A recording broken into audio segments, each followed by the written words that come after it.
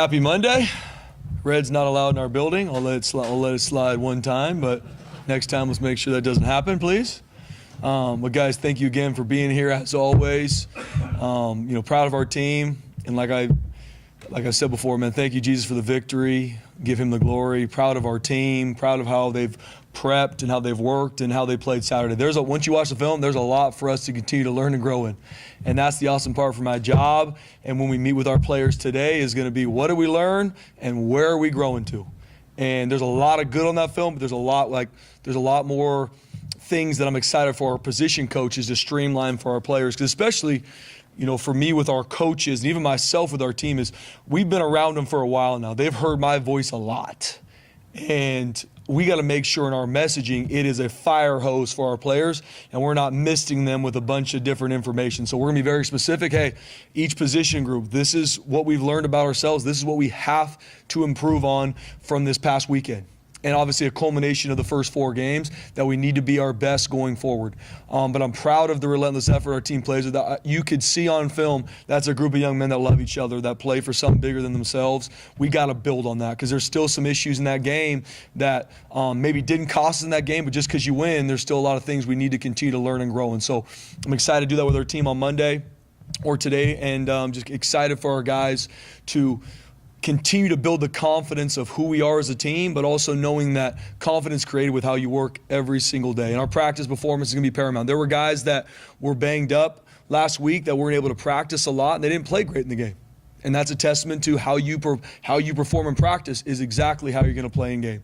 So excited where we're growing to, but just like anything, there's a lot of outside noise, which is earned from our team. There's a lot of pats on the back going on. Ranked 21, awesome. Does not matter.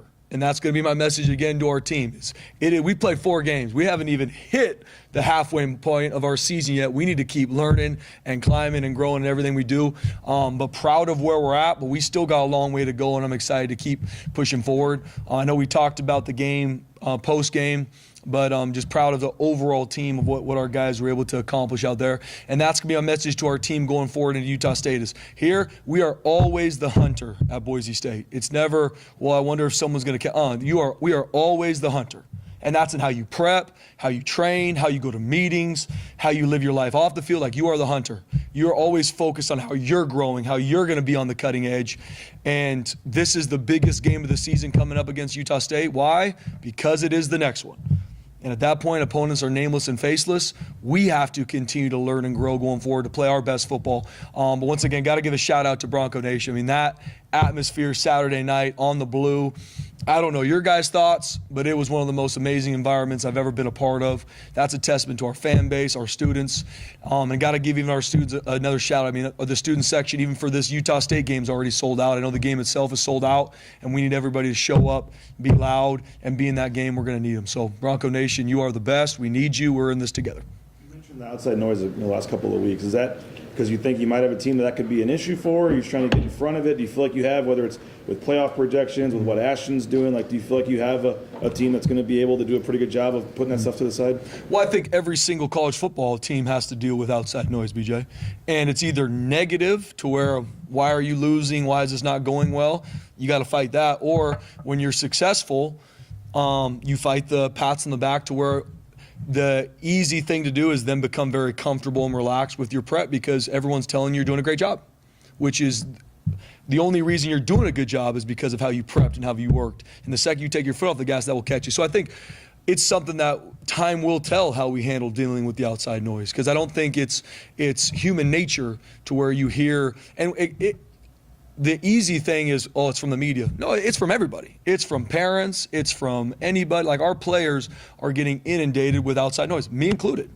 And that's for every football player, every coach in the country is dealing with that. Now, how do we do it better?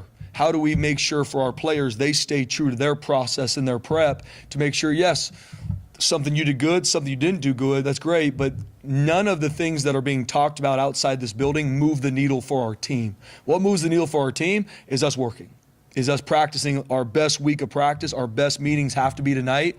That's what moves the needle. So I am very intentional with our guys on how to handle some of the outside noise, and it's going to be the same this year, next year, and the years to come because that's the landscape of college football.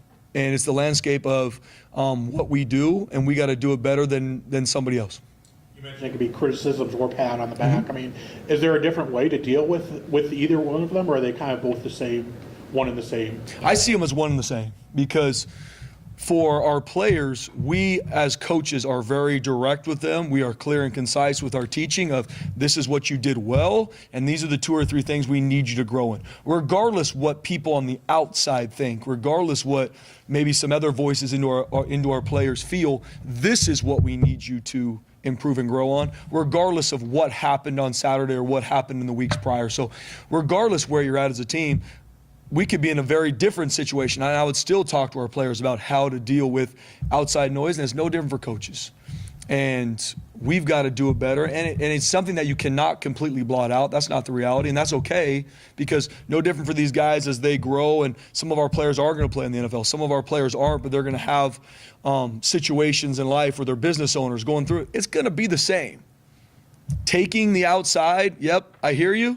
But what really moves the needle is how I handle my process, how I work, and that's what I always focus on. That's why every Monday, and I'm beating a dead horse, is what do we learn? What are we growing to? Next question.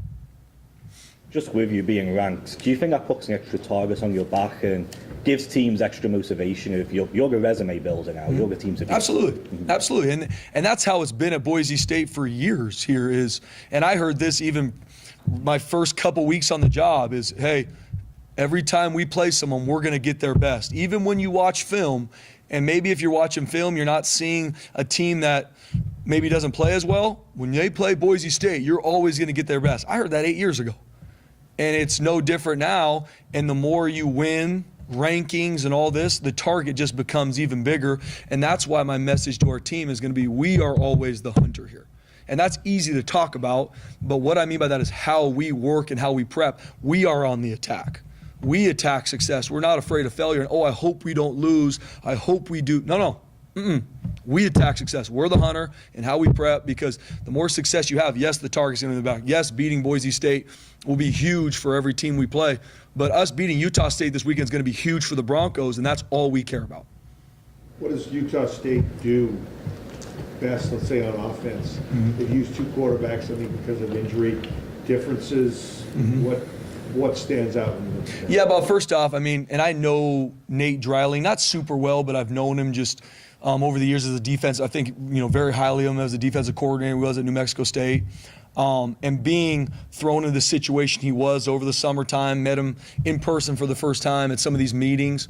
And I know what he's going through, right? I went through it last season, and I think he's doing a great job with his team. I mean, they played 2 top 10, top 15 teams in the first 4 games. I mean, they had Utah on the ropes, and Utah, good team, found a way to win it, but they're playing good football. I know he's doing the defense, being the head coach. He's got good coaches around him, and he's got really good players too. I mean, they did a great job in the transfer portal. They got a bunch of New Mexico State players that obviously came with him, and then some other ones from around the country. So I know they're going to be well coached, and they're going to play extremely hard. I mean, he's going to do a great job with their culture to make sure that those guys show up Saturday night playing hard. They're also coming off a bye week, so we know we're going to get a lot of different wrinkles from their offense, their defense, and their special teams, because they've had a week, we're going to be 2 weeks come kickoff, that they can look at Boise State and say, how can we attack them and get that big-time win on the blue? And I know they're going to be ready. Defensively, he's going to have a lot of different looks. He's going to play, they got some base coverages they play well, but he is going to bring pressure. And he does a great job of bringing in a lot of different situations to create confusion for the quarterbacks. Then offensively, they're staying true to kind of who they've been over the years. They're going to use every inch of the field. They're going to put receivers on the sideline, which puts defense in conflict, because you got to deal with space where if in different situations you don't have to deal with all that space. We're going to have to deal with all 53 and a third, and they've got some weapons to where bubble screens, now and go. It's tough because of the space. And they've got all 5 returning starters on the offensive line are back. So, I mean, they're going to be able to move the ball. They got to do a lot of different run schemes offensively. So they're going to put, defense in conflict. And they put up points on everybody they played, including, some of those top teams. So, and we know we're going to get their best. I know Coach Dreiling. I know how they're going to be coached. I know the talent they have there. They're going to keep getting better, and we're going to see their best on Saturday. And they're going to see ours too. You know, on the offensive line, I think you prefer, like, you'd have 5 dudes to play every snap together the whole year. That'd be ideal, right? Yep. At center right now, you guys are, it's like a 50-50% snap split with Holmes and Steele. What is Jason doing to continue to, you know, make you guys want to get him into these games? Yeah, Jay, Jason and Zach are doing some really good things. And I think Coach Keene's doing a good job moving the offensive line around. One, continuing to build depth there, too, because this is a long season. We've only played 4 games. And Jason stepped up a lot. I mean, he's a phenomenal young man, lives in the film room, loves his teammates, and he's continuing to get better. Zach's done some good things to now. So we're going to continue to rotate and continue to give more reps to guys that are playing better, but they've both done a really good job. And we're going to continue to find ways to mix and match our O-line, and they've done it. I mean, we've given up one sack all year, testament to our protection, testament to Maddox getting the ball out on time. And obviously we've done a great job moving the football in regards to our run game. So we're going to continue to mix and match that, Jay, but they've both earned the right to play on Saturday, and we're going to see both of them coming this weekend too. Mason has obviously missed playing time. Yep. How much else has he missed? It seems like he is still so freaking involved. Hey, Mason Randolph, man, you talk, and guys, I was going to tell you, he's out for the season, just so you guys are aware. I mean, Mason Randolph will miss the remainder of the season. But he is a guy, he's on our leadership group, voted on by his players, earned. And we just met earlier today, and he's going through a couple guys that he's meeting with to help them grow in our team and where they're at. I mean, he is locked in on the 2024 season to help be the biggest leader and mentor for not only the O-line, which he meets with and goes through things with the centers, with the interior O-line, but also our team. He's talking about other guys in the team that he saw in the game that stepped up, that we need to keep pushing.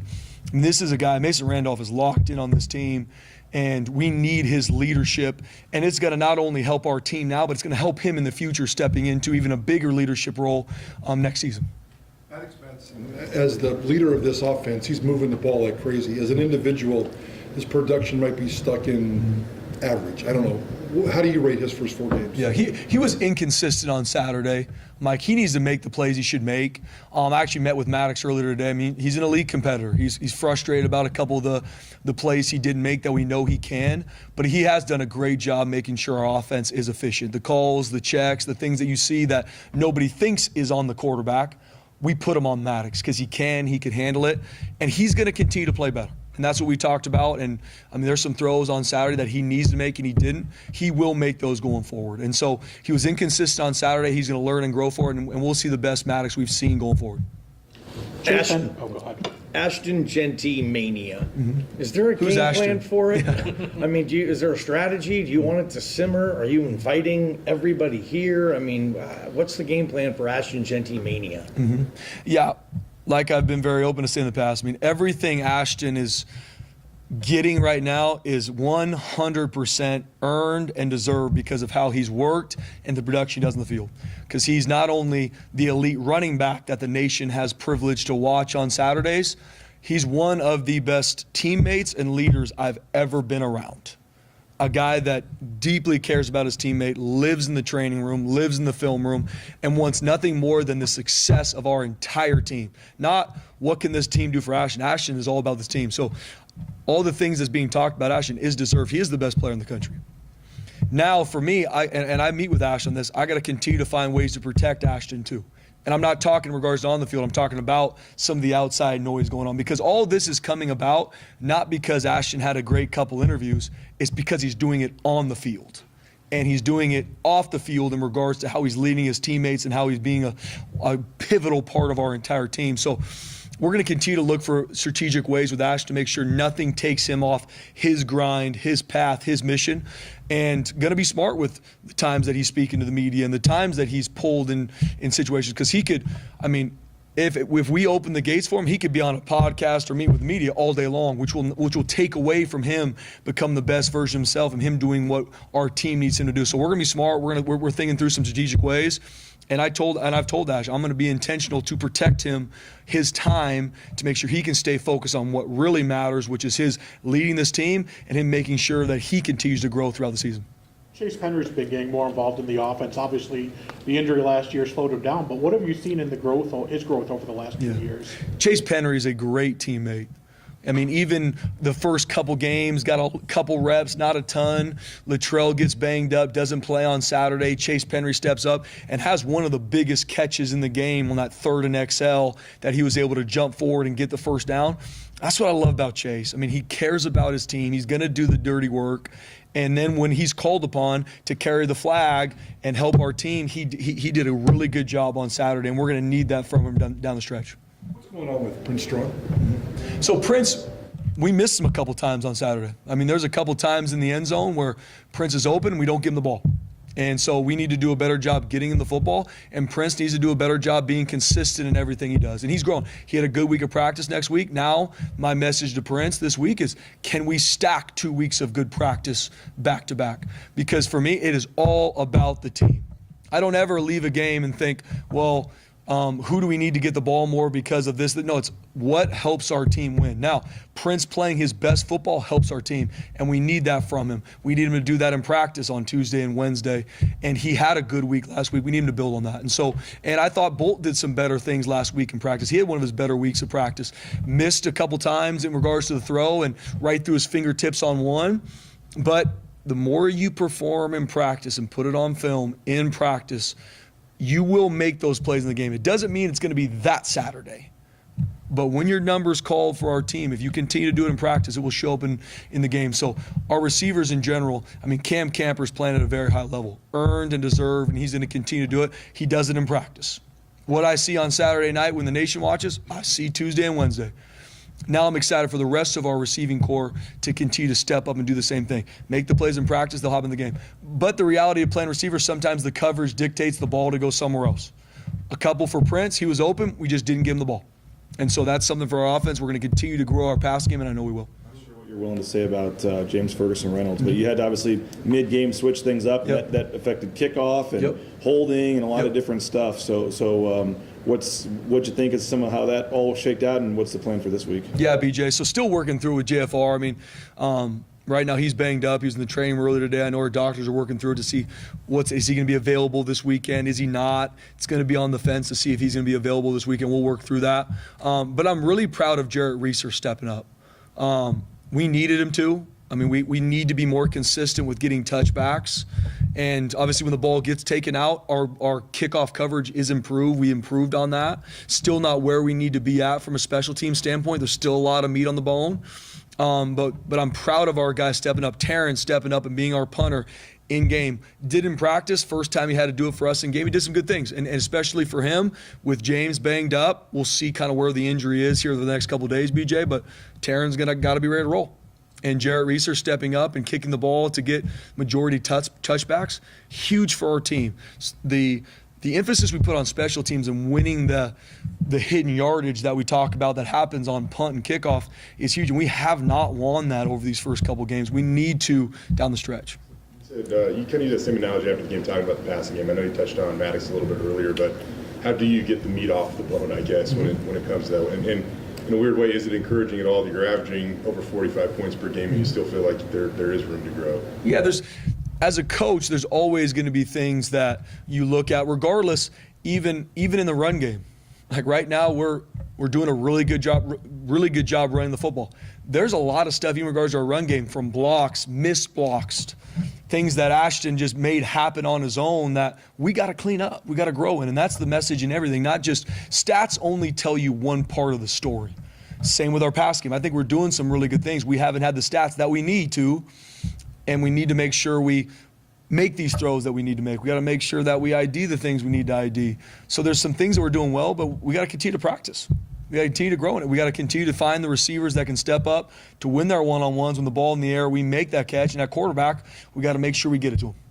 Karen Sheep comes in here, obviously knows what your kicking situation is. You know, he had his role at San Jose State. What kind of a competitor is he to just come in here and say, hey, I want to, be a part of that? Yeah, Taryn's a great young man. He knew exactly what our specialist room looked like, and he wanted to come in and help our team in any way. If that was kickoffs, if it was field goals, if it was punt, Taryn was like, whatever the team needs me to do, I'm ready to compete and help the team. And you can see how much we've needed him. And even Saturday, something happens. I mean, that's the first time in my time here that a punter's been hurt in game. He stepped up right away in a pivotal moment and did a good job for our team. He stepped up and done some good things on kickoff. And then you look at where Taryn struggled, kicked the ball out of bounds to start the game. Jarrett's number was called. They competed in practice. He stepped up and did a really good job. That's what you need in every position group. It's on full display with the specialists because it's easier to kind of point out and see. But that's my goal in every position group in our team, in every position room to, hey, high standards to be a part of this football team. Guys that struggle, we're going to continue to turn the heat up in regards to competition. But I'm proud of Taryn. I mean, a guy that since he's been here, transferred in, has done some really good things, and we need him to continue to grow. Rodney Robinson got a lot of love in this room last week when we were talking to you guys, and it seems like he even got better on Saturday night. Yeah. Just how's Rodney been playing? Mike, really proud of Rodney. I mean, he has grown week in and week out this season, Mike, and I'm proud of him. I mean, one of the biggest plays in the game was that sack on Mateer.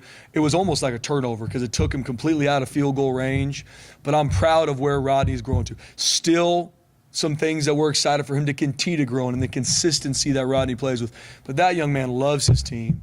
He's had to play a bunch of different roles here, and him stepping up, I mean, he played well on Saturday, and we need that from him. And I'm proud of Rodney. I'm going to tell the team that when I see him here later today.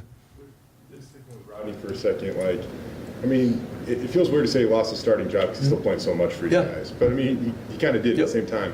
How did you guys approach that with him? And I guess what was his reaction? Because, I mean, if you look at his numbers, I mean, he's playing darn near an all-conference level right now. Yeah. I try and be I am black and white with our players. This is where you're at. This is why. This is where we need to grow to. And me and Rodney have a conversation in January. And, hey, Rod, this is looking at last season. This is where you're at. This is what I need you to continue to improve on. These are my thoughts. This is the film. And because Rodney's a great teammate. He loves his teammate. He's a great young man in this building. No issues there. It's just, hey, these are the things I need to be more consistent in, from either coverage to tackling to communication. And there was not one day from January to now where Rodney came to this building and he was ever feeling sorry for himself. Oh, I'm getting screwed. Not one day was he like that. He went through spring ball, competed, played nickel, played field safety, had to rotate through some different coverage adjustments, played it. Summertime, worked his tail off. Fall camp, him and Shea going back and forth at nickel, played field safety for a couple years for us. Now he's playing a lot of nickel, competing at it, making plays. And that's Rodney. That's what I love about that young man. And I'm excited for him to continue to grow. There was no, well, what about me? It's what does the team need? I know I need to continue to improve. And he's done that. And you see him growing. And he played one of his better games he's played here on Saturday. Now for Rodney, it's where do we go from that to where we take even another step when we play against Utah State. But I'm proud of Rodney. Yep. How do you evaluate the defense overall? I mean, you guys, some of the stats don't look great. You're 93rd in takeaways. You're 86th total defense, 109th passing defense, and third downs like 120th. But you lead the nation in sacks, and you're 3-1. And you know, it seems like they're playing well. Just some of the stats maybe don't equal that out. I mean, where are you through the 4 games with the defense? Yeah, BJ. I mean, like I said, stats tell you a little bit about the picture. Even number 1 in sacks doesn't make, like where I sit at home at night and think that we're one of the best pass rushing groups in the country. It tells you a little bit of the picture. What I am very proud of our defense is what we have asked of them to grow in, they have grown in. And what we asked of them, what we knew was going to be a huge part for our team winning this game, was we know we had to get after their quarterback. Mateer is one of the best quarterbacks in the country. I thought Coach Chins did a great job putting a plan together, knowing that we knew that if he got loose and that he had all the time in the world, that's going to be a very, very tough team to beat. And being able to get 8 sacks in the game, keep him off his mark, create the pressure and confuse him, helped our entire defense. Yes, there's still a lot of things. Like there's a couple times in the game where we missed 4 or 5 tackles on one play. Has to improve. Third downs. I thought we did a really good job on third down in the game. Now, we gave up some late that we can't give up. We gave up a couple 4th downs, 4th and longs. Can happen. But, I mean, 2 of 5 on 4th down was their offense. Huge plays in the game. So even though they got their yards, we gave up some things we shouldn't, that's going to be our job as coaches to get that fixed. I'm proud of how hard that defense played. They were relentless on Saturday night. Does not mean perfect. Does not mean there's a lot of stats and issues that we need to continue to fix and improve on, BJ, because we're by no means playing at the level we need to for us to continue to win the games we need to win. But I'm proud of where we're at. I'm proud of a defense where Georgia Southern struggled significantly on third down, played better the next week. Like, that's the group we got. And we need to continue to work that way. And it's going to be no different when we start meeting with them today on Monday. So there's some things we're doing really well. There's a lot we need to continue to learn and grow. No different offensively. Yes, there's some really good statistics. There's some that aren't. What do we learn? Where are we growing to? So when you look at it on the film, there's some things that I'm very proud of. But there's also some things that I'm excited to show our team tonight. Like, guys, this is not who we need to be defensively. This is why we got caught up in some situations. Eye control, tackling. But I can promise you this on that film, there's 11 guys absolutely running their tails off and hunting on our defense. Now we got to continue to clean it up. With Matt Lauter, he had 70 yards after the catch last week. Kind of confident. I don't know if a Boise State tight end's ever had 70 yards after the catch. Most explosive guy at that position you've had since you've been here? He's up there, to be honest, Jay. I mean, and I'm so proud of Matt. Like I've talked about before, first couple games, didn't maybe get the production that we were hoping for him to have, but he was doing everything we asked of him. Blocking his tail off, doing the dirty work, had a couple catches, big catches, but not the overall stats that one would look at. And he's coming into his own. I mean, Matt Lauter is a matchup nightmare for defenses. He really is. And he practices like it. Now, there's even some things on film for Matt. Had a drop, had a couple other things that we need him to grow in. And that's what I love about this game is it's, yes, the stats tell you a picture. Yes, some of the things that get talked out outside tell you a part of it. But, Matt, you did some good things. But I'm excited for you to grow in these couple areas this week. And knowing Matt Lauter, he's a big-time competitor. He's more excited to grow in those things than he is looking at the things he's done well. When you head into conference play, what are some of the challenges, with it facing teams that are more familiar with you than, say, the first 4 games you played? Yeah. I mean, when you go into conference, we know these teams, they know us. And so now it's going to be, yes, there's going to be schematic switch-ups in all 3 phases, but it's going to be the group of guys on that field at one time that do their job, make the plays they should make, and who's going to play hardest. I believe that because the schematic stuff, we know them, they know us. There's going to be schematic issues on either side. What team's going to do their job consistently and make the plays they should make, and what team goes out there and plays the hardest for 4 quarters? You mentioned the nameless face, but, obviously this is a game that, will go for that goal right up there. No question. What's kind of, what's kind of that, trying to keep it the nameless face? Yeah, it's no different if this is a conference game or a non-conference game. It's still the most important game in our season because it is the next one. And yes, it is a conference game. Yes, it is a team that we know we're going to get their best. It's the most important game because it's the next one. And we know it directly correlates to us having an opportunity to play in a championship game. That's down the road. We got a great Utah State team coming to town. We got to be ready. With that said, is there any emphasis? I know it was used to be championship week or whatever, every week, in conference. But I mean, to get to the CFP, to do all that, you have to win the conference, and that starts this week. I mean, is there any reminder, I guess, of the conference trophy you're playing for, or does that become any kind of different goals, starting with conference play? Yeah, I mean, it's at the top of our team room. I mean, winning our conference is a goal that we go into every single year to do. This is our first conference game, and we're going to approach it no different than any other game this season. It's the most important game because it's the next one. I believe in process, and I don't say this as a way to dumb down messaging, but I believe in process.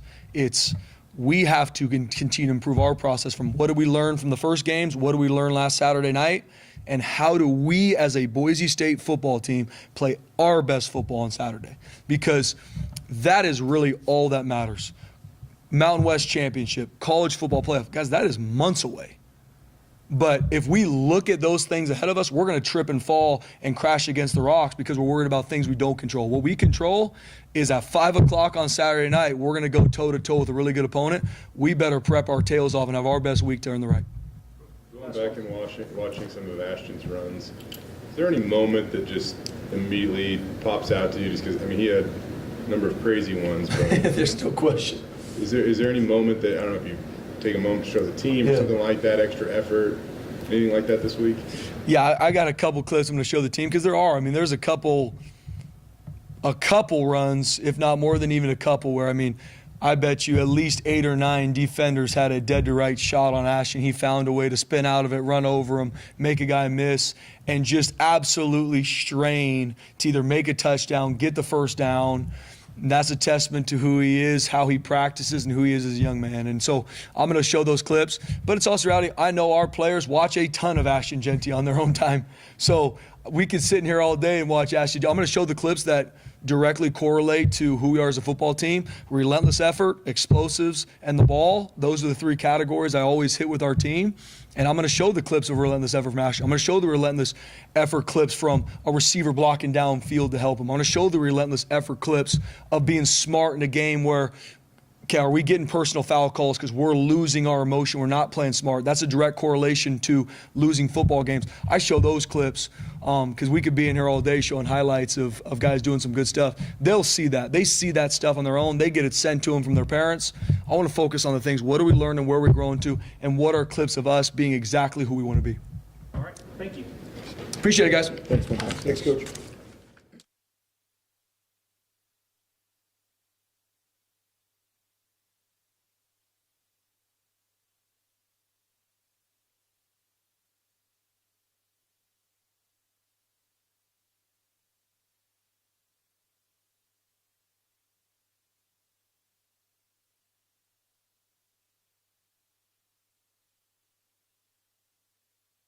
What do you do? He works Tuesday. How much does Ashton Jeanty continue to amaze you? He is unbelievable. Yeah, that's crazy. I've been around some good ones, and time and career years change things. But that guy's unreal. The things he does. The perspective you have from the box, kind of seeing the plays develop. I mean, some of the where it looks like there's, that's going to be a 3 or 4 yard run. The next thing you know, he's running free down the sidelines. Like, just from your vantage point, what makes some of what he does so impressive? Just they can't get him down. Crazy combination of speed and power and ability to run after contact. I know you kind of knew what you had, obviously, in him coming into the season, but as he continues to do this, how do you can you keep giving him more and keep doing more challenging to whether it be play calls or just what you're doing with him? How does what he's doing continue to allow you to kind of tinker with things? I think there's probably a shelf life to it. We'll see how his body holds up. We're only 4 games in. He's had two games where he's had over 25 touches. If you look at his numbers last year, he averaged 22 touches a game. He had a couple that got up around 30, but we'll just have to see how it goes. I think you just got to be careful with shelf life. That's been my experience from other seasons with a lot of games in them. You said that you went to him kind of early last week, and he said that you told him this might be one of those games where he's going to get 25 plus. How does that dialogue go? And why do you feel like it's important to kind of tell him early in the week? Oh, I think he probably already knew, and but yeah, I think it's important for those guys to know that we're going to be leaning on them some weeks more than others. I think they just have to. I think Ashton does have that mindset for it, but I think just the amount of hits they're going to take, and just the mindset that we're going to need you to stay in. Some of these backs make a long run and they take themselves out for a couple plays, but I was basically saying stay in until J-Mo takes you out. There were some times in third, fourth quarter when he had some of those runs and it's like, why would you pass at this point? Just keep giving it to him if it's working. How do you weigh that with the shelf life? Come on now. We should just give it to him every play. Well, I'm being sarcastic. I'm just saying. I know you are. That's why I'm being sarcastic back. Come on. Don't ask me questions like that. I guess, how do you weigh, when you said his shelf life, but when he's that successful, how hard is it to take him off the field? It's hard. Depends on score, time and score. We were talking to Spencer about Maddox, and his word was inconsistent. That's your topic every week, Mike. Well, as the quarterback guru, when you try to fix consistent, where do you start? Fundamentals. Yeah, he was aiming it a few times. Those couple of those guys were so wide open. I think he was trying not to miss, and you can't play quarterback that way. Spencer just told us Mason Randolph is out for the season. Just how big of a miss is that for you, and what do you like also Jason Steele and Zach Booms? Yeah, I think that's a very misunderstood point, that not only is Ashton doing what he's doing, but he's doing it without two all-conference quality interior offensive linemen. Those two guys are two of the best in the conference in what they do. And hats off to the guys who have taken their place, because they've done an admirable job, but not as good as the two guys that that would be in there if they weren't hurt in the first 2 games. So Mason's a heck of a player. I mean, I thought 2 years ago he was one of the best linemen in the conference, and then he was a little bit banged up last year, didn't get to play as much, and he was set for a huge year this year, and same with Roger. So, you know, the guys that are taking their place have really stepped up, and, you know, Coach D preaches next man up. They've done an admirable job. The nice thing is, because we're rotating centers, we're building depth as we go there, and you know, one thing for certain, you're going to need them all, especially, you know, now in college, you're up there playing 12, 13 games in a season. It's almost like an NFL season. That's Spence about that. Like, obviously, it's probably ideal that you got the 5 out there the whole game together. Why is it working right now where you can rotate, you know, Zach and Jason, and I mean, it's obviously going pretty well. Yeah, well, you know, Zach stepped up in a quick emergency at the end of the Georgia Southern game. And Jason was coming off injury there, so Jason's sort of been playing his way back into it, and it's gotten closer and closer to the point where I think it was 31 snaps to 30 last week, and it was pretty close the week before. So, you know, we'll see how it goes. I mean, at every position, Mr. Prater, you play the best players, and sometimes there's competition that's closer at some positions than others. What do you guys like about Jason there, though? I mean, clearly, with the way Zach played, you could have rolled with him, obviously, but, like, what do you guys like about Jason there? Jason's got a little more suddenness to him. Both are smart players. Zach has a little calm about him. Jason's a little more antsy out there, but I think he will lose some of that antsiness as he plays more. With Matt Lauter, it was like your comparisons, Dirk, from how long you've been in this. When you see Matt Lauter out there playing, who's the guy that he reminds you of? I don't have a great comparison for him. You know, most tight ends nowadays don't block, and Matt's really an outstanding blocker. He didn't have his best blocking day against Wazoo. He blocked tremendous against Georgia Southern and Oregon. You know, I was giving him a really hard time actually last week, because I told him, forget he's a pass catcher, and remember he's also a blocker. So, you know, he had the big game 2 weeks ago, and he got a little banged up.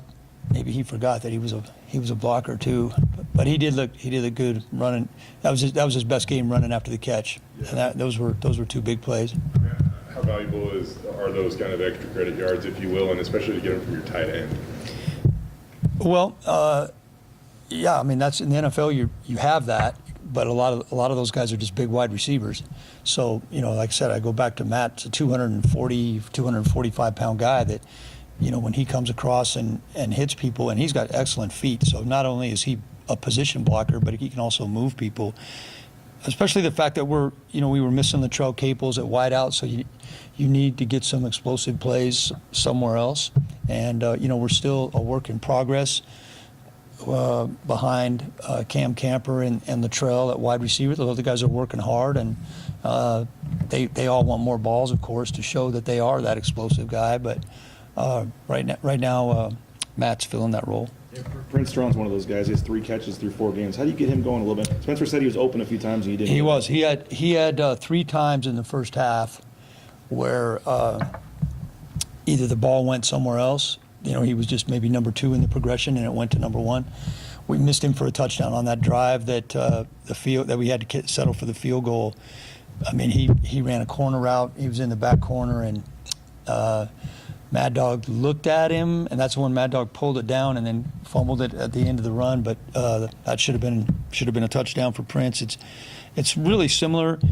You know, the players get frustrated, you know, rightfully so. They know where they're at in the progression, and that, you know, I think both Prince and Austin Bolt are feeling the same frustration that Matt Lauter felt the first 2 weeks, because we missed Matt for a couple touchdowns the first couple weeks. Things are moving fast out there, and you know, it's just, we try to explain to them that it usually works out in the long run, and you just got to keep grinding.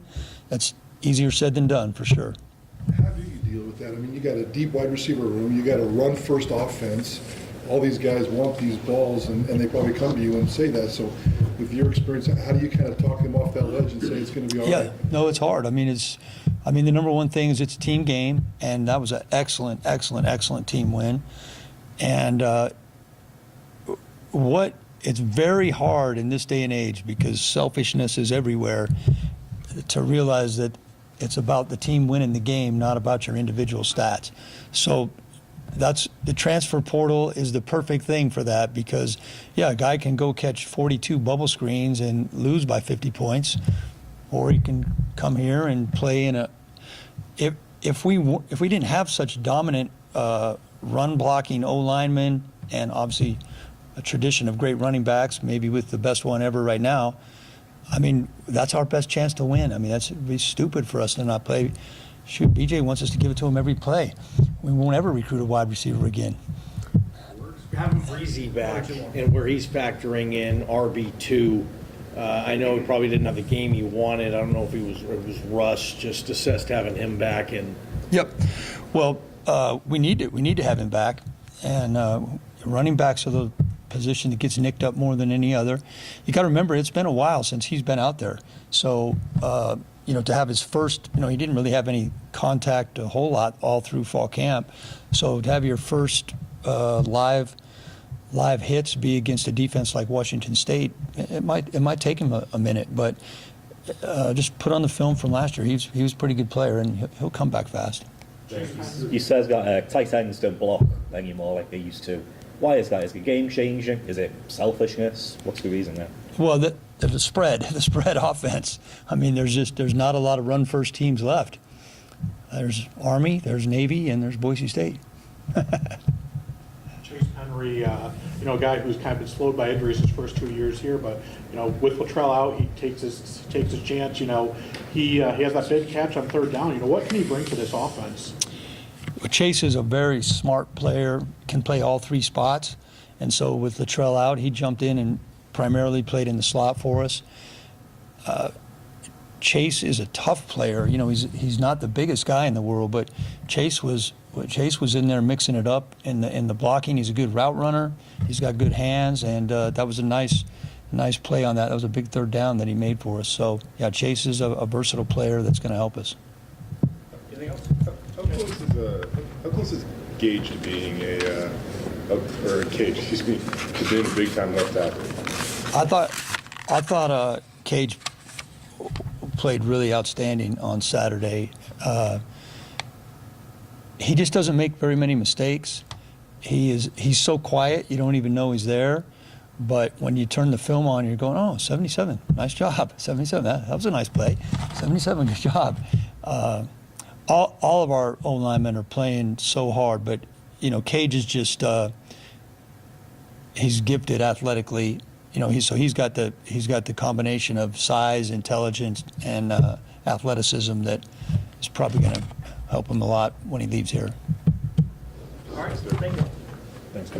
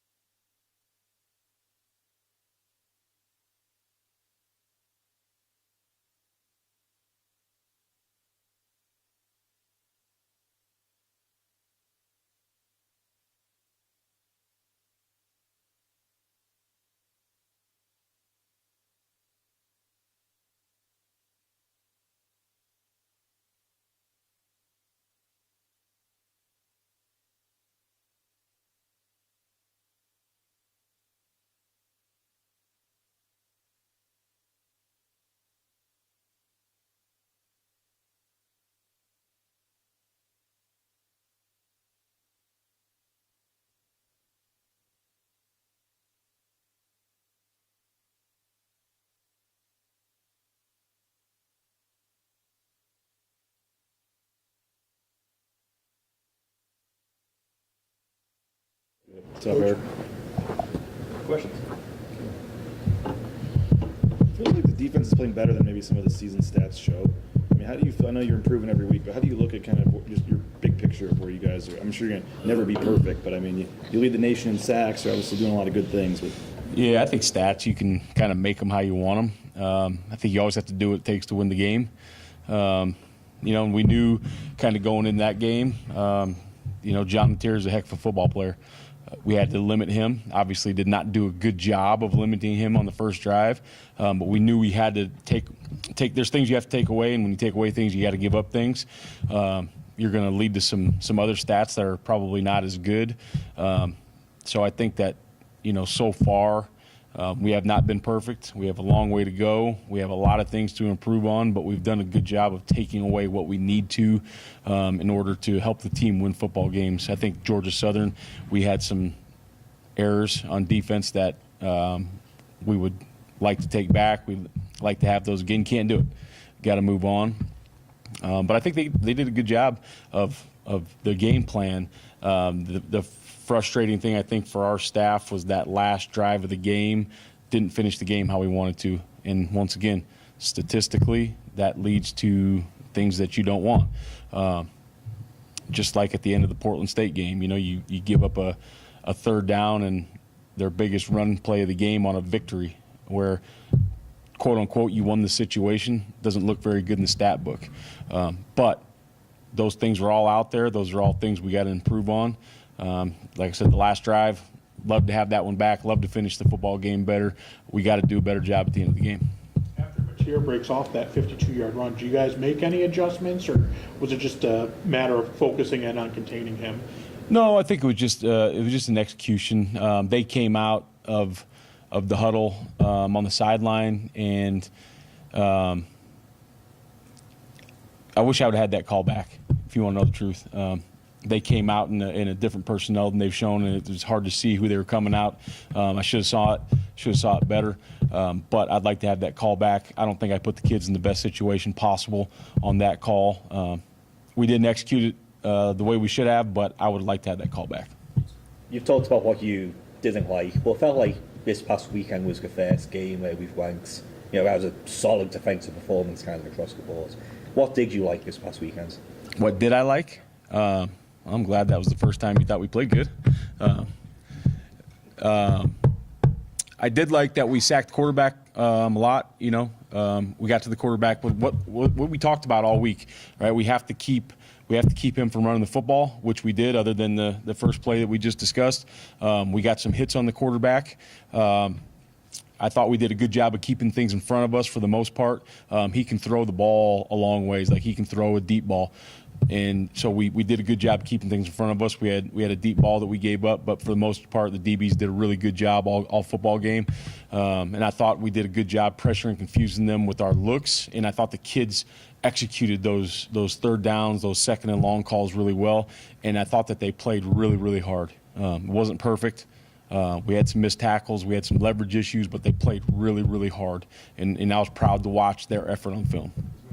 Question, but I mean, is there ever correlation with sacks and passing yards given up? And you guys lead the nation in sacks, and you're getting a lot of pressure, but you're 109th in pass defense. Is that because you're more one-on-ones because you're getting pressure? Is it typically not that big of a gap, or what do you see with the sacks and the passing yards? No, if you to look at it all right now, there has been a few times where there's been some isolated defensive backs on some receivers, which also, it's always a 50-50 proposition, and you'd like to win more than you lose.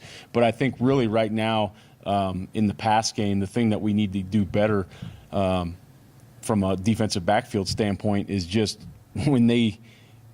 when we get a 5-yard pass, those got to be catch tackles, and some of those are breaking into bigger, more explosive passes because we're not getting that receiver on the ground right away. And we have really good defensive backs, and they're going to work hard on that this week. But I think just when we get the opportunity to make those a 5-yard catch tackle, those got to be catch tackles, and they can't be turned into 13, 14-yard gains.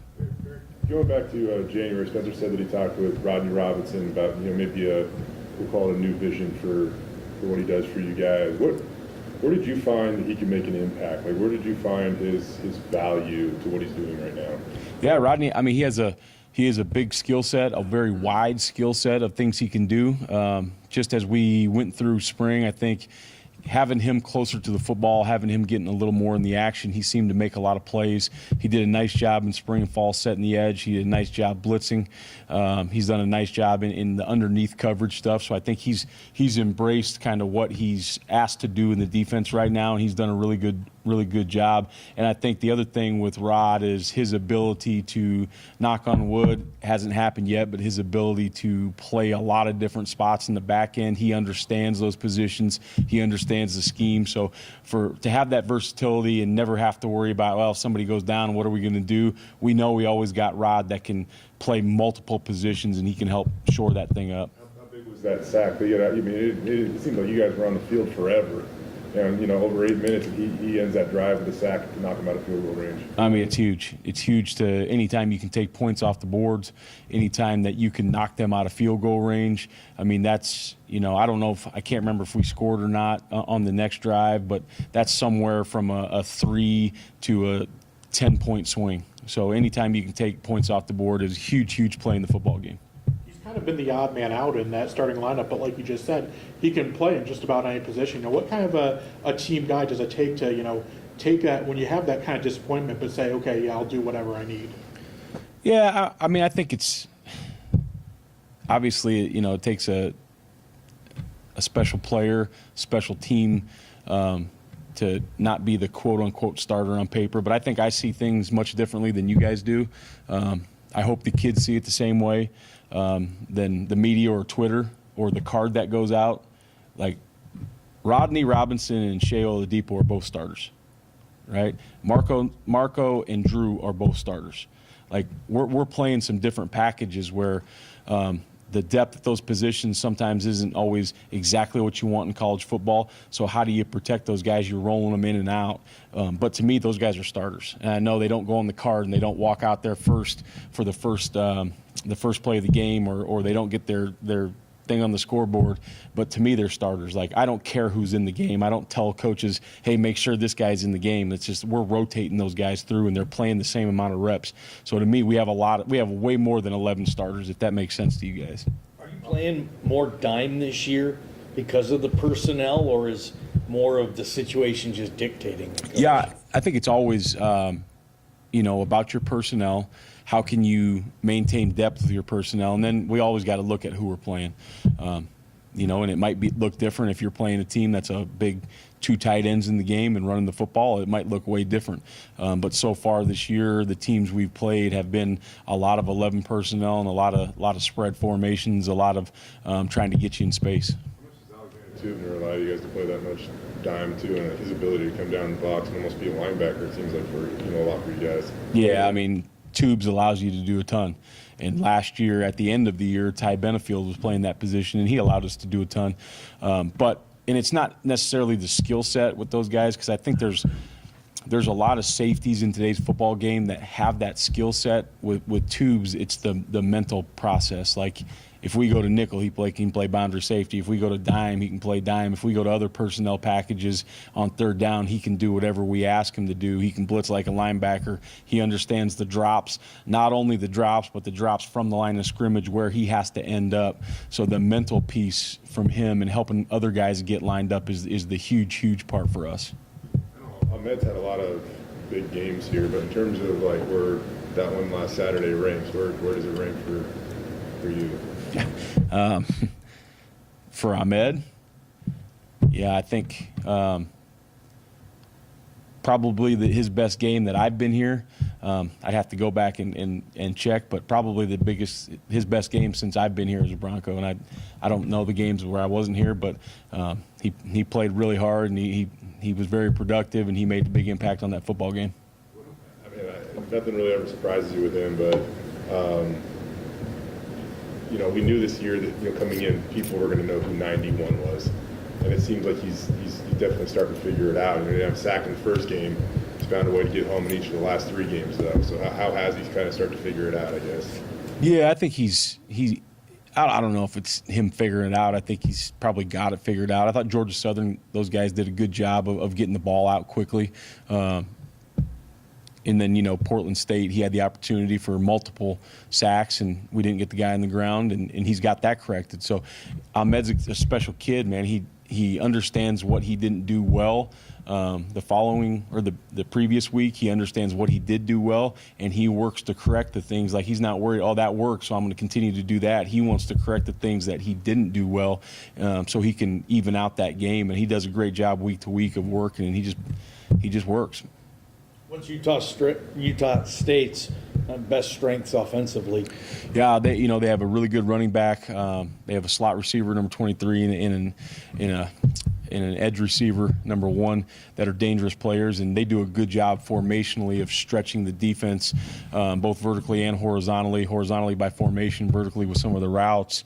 So, to get those playmakers the ball in space is always a challenge for you too. And they've had a couple different quarterbacks come in the game. One can run a little better, and one's got a big arm. So we got a challenge, depending on which quarterback's in the game and formationally what they want to do to us. They've also shown that week to week they're going to have a different plan to run the football. So it's not consistently like you see from some teams that here's the run game. We just got to figure out formations and motions, but here's the run game. These guys are kind of a run of the week. So it's going to take us, we're going to have to play rules football. We're going to have great eye control, and we're going to have to figure out what that run plan of the week is real early in the football game. Spencer's been pretty consistent, obviously, 1 week at a time, not looking ahead, whatever. But now that you guys are in conference play and to get to some of your, ultimate goals, you got to win the conference. I mean, is it turned up at all this week, or just getting back into conference play and kind of taking that next start to the next step in your journey? What's that like around here?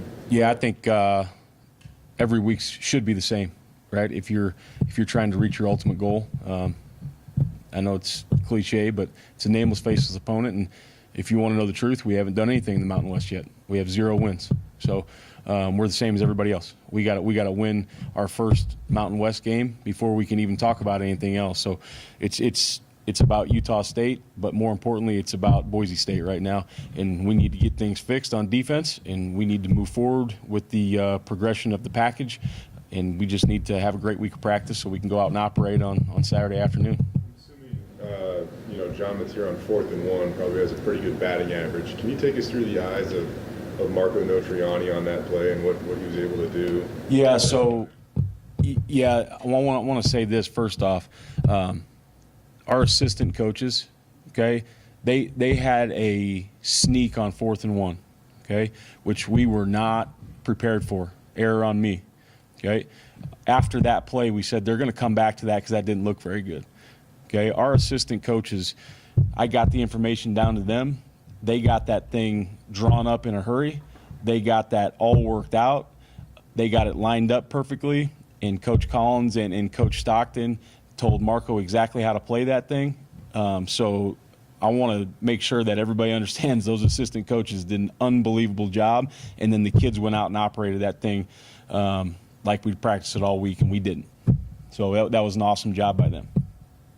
Needing to get stuff fixed, but I mean, is that easier when you win? I mean, is it easier when you still win? You still have the good feeling, but it's easier to show guys maybe the clips and plays that didn't go well. Yeah, it's always easier to fix things when you're laughing and smiling than when you're crying, and it's easier to probably bring the hammer down on the guys a little bit when they're feeling good about themselves than when they're licking their wounds. So always prefer to fix things after a win than after a loss, but sometimes you don't get that luxury. You're the leader of this defense, right? So as the coordinator, to see it connect on such a pivotal play in the game, going back to that 4th and 1, like, what does that do for you? I would assume it's pretty encouraging. It's really encouraging. Just the way that room operates up there, that staff room. Our assistant coaches are unbelievable. I'm talking about assistant coaches, GAs, consultants. Those guys, they have an area of the game plan that they break down and become experts on. Then they bring it to me, and we watch it as a staff. We work that game plan together. Ultimately, in football, that plan is put together by us, not me. And then when things go right out there, we put those kids in the situation where we think they can become successful, and then they execute. So anything that goes right out there is those kids, right? They are the magic. There's no magic calls. They execute the call that we called, and when things went wrong out there, that was probably a bad call by me or something I didn't have them prepared for. But those kids are the magic, and our assistant coaches are as a pivotal part of this thing as it's never just me. So it's an awesome staff and an awesome group of kids. All right, thank you. Thanks, guys. Appreciate it.